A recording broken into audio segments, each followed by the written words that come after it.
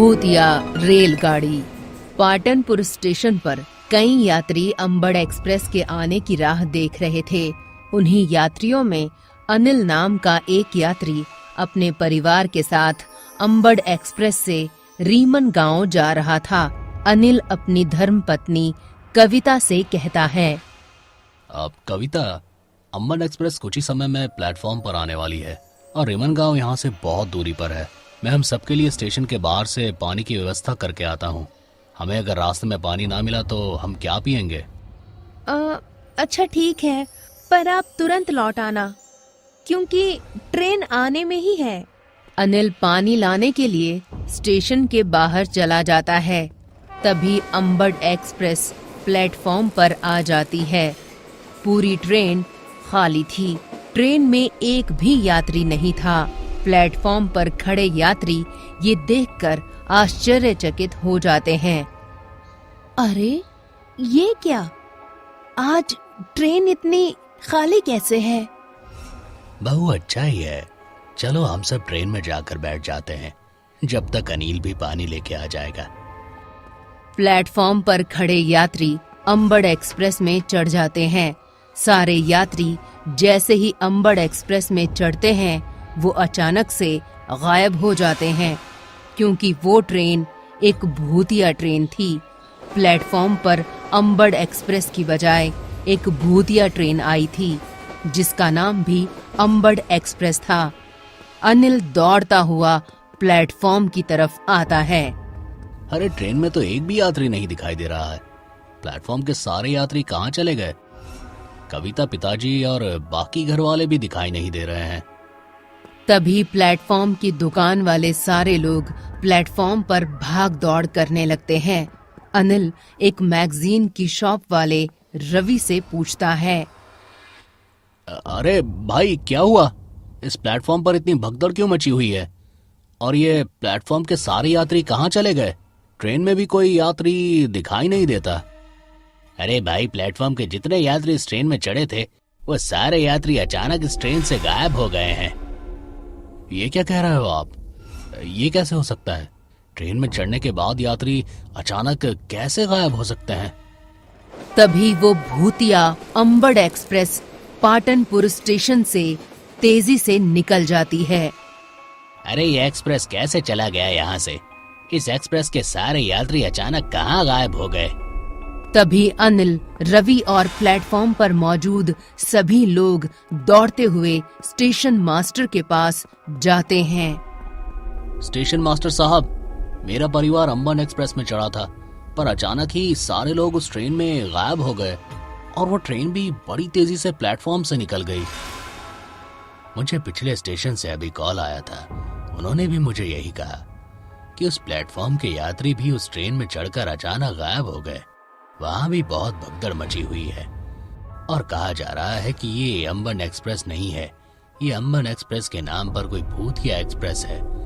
पता नहीं ये कितने प्लेटफॉर्म पर लोगों को इसी तरह अपने अंदर लेकर गायब करेगी। स्टेशन मास्टर साहब, तो आप आगे के प्लेटफॉर्म पर इत्तला कर दो कि कोई भी यात्री अंबड़ एक्सप्रेस में ना चढ़े। आपके आने से पहले ही मैंने आगे के प्लेटफॉर्म पर ये इत्तला कर दी है कि कोई भी यात्री उस एक्सप्रेस पर नहीं चढ़ेगा और उन्होंने प्लेटफॉर्म पर अनाउंस भी कर दिया है। इसीलिए सारे यात्री सावधान हो गए हैं।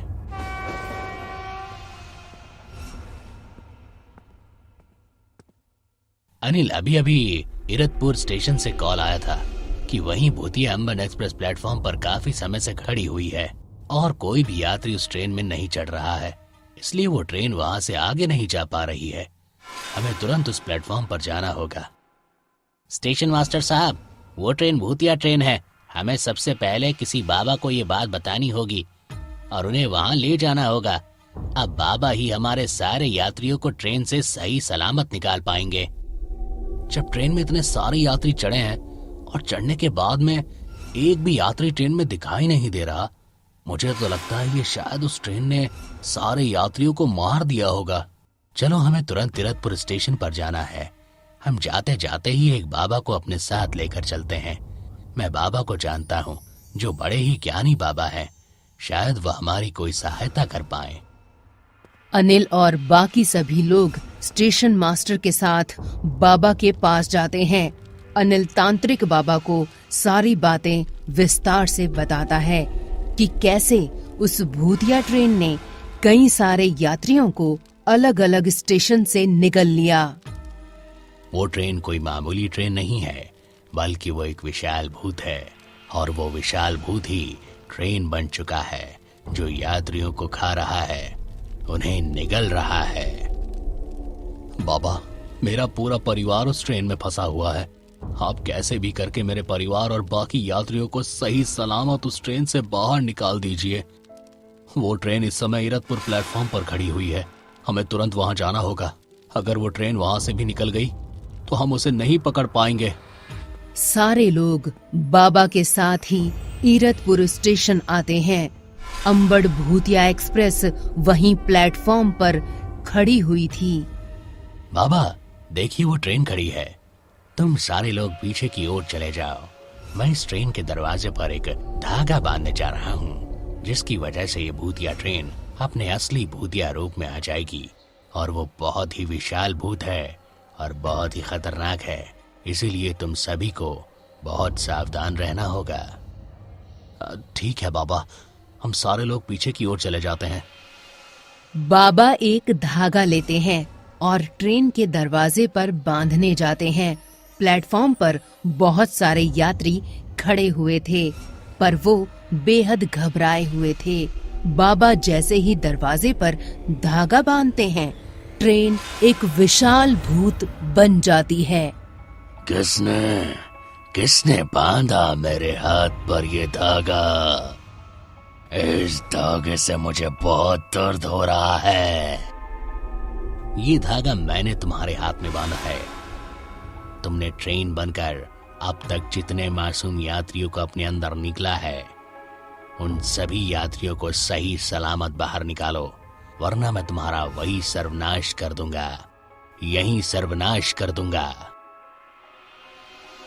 मैंने उन सभी यात्रियों को जान से मार दिया है और अब तुम सब की बारी है। मैं तुम में से किसी को जिंदा नहीं छोड़ूंगा। तभी अनिल और बाकी सभी यात्री उस भूत पर लकड़ियों, पत्थर और पास में पड़ी सभी वस्तुओं से वार करने लगते हैं। तुम सब मेरा कुछ नहीं बिगाड़ सकते।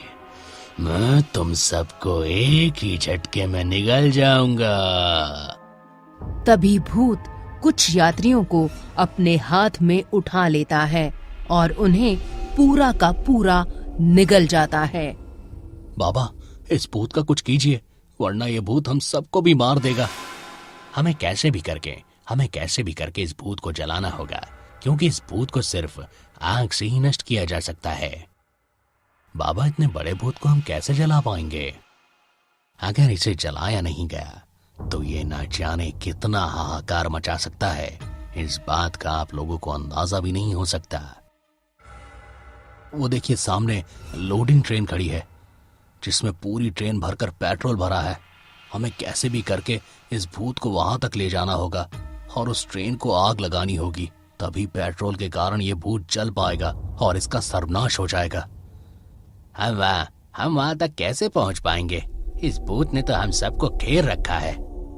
वो भूत एक एक कर सारे यात्रियों को पकड़कर निगलता जा रहा था। हमें तुरंत ही उस पेट्रोल वाली ट्रेन के पास जाना होगा, वरना ये भूत तो हम सभी को मार देगा।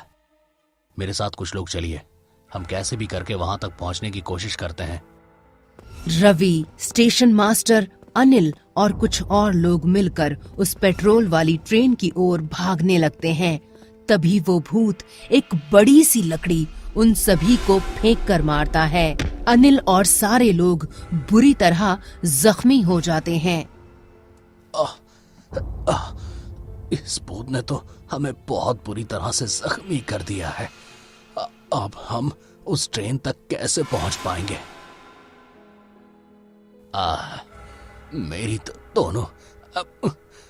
तो दोनों टांगे ही टूट गई हैं। मुझसे तो खड़ा भी नहीं हुआ जा रहा। हमें कैसे भी करके उस ट्रेन तक पहुंचना होगा। तभी अनिल पूरी हिम्मत करता है और उस पेट्रोल वाली ट्रेन की ओर भागता है। इधर भूत ने बहुत सारे यात्रियों को मार दिया था। अच्छा, तो ये उस पेट्रोल वाली ट्रेन की ओर भाग रहा है। इसे तो मैं नहीं छोड़ूंगा। भूत अनिल के पीछे भागने लगता है। भागो अनिल, पूरी हिम्मत करके उस ट्रेन तक पहुंचने की कोशिश करो। अनिल लंगड़ाते लंगड़ाते उस ट्रेन की ओर भागता है। तभी वो भूत एक लोहे की रॉड अनिल के हाथ पर फेंक कर मारता है। अनिल पूरी तरह लहूलुहान हो गया था।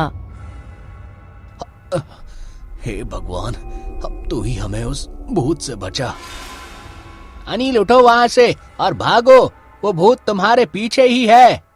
तभी अनिल एक लकड़ी को हाथ में लेता है और पास वाली इलेक्ट्रिक डीपी से उस लकड़ी को जलाकर दौड़ता हुआ पेट्रोल वाली ट्रेन पर फेंक देता है और नीचे झुक जाता है।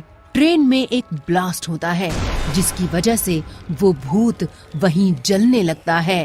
थोड़े समय बाद वो भूत वहीं जलकर